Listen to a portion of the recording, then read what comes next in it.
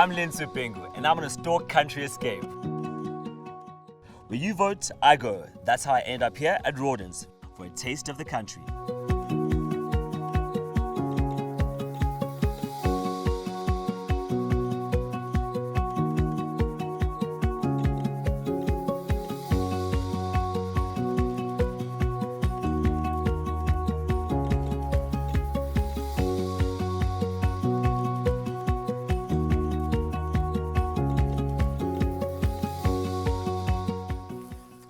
What a beautiful view.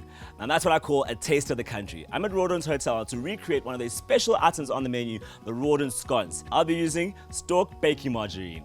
For our Rawdons scones, you'll need flour, baking powder, mass, milk, caster sugar, fresh eggs, salt, vanilla essence, and of course our hero, Stork Baking Margarine.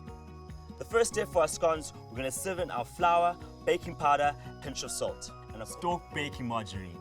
In a separate bowl, add your mass, milk, caster sugar, eggs and vanilla essence and whisk everything together.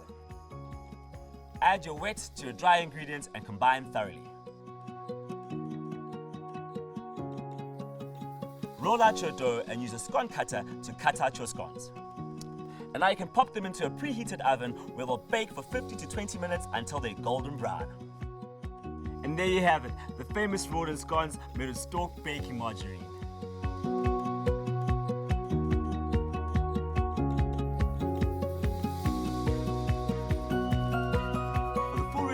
Look down here.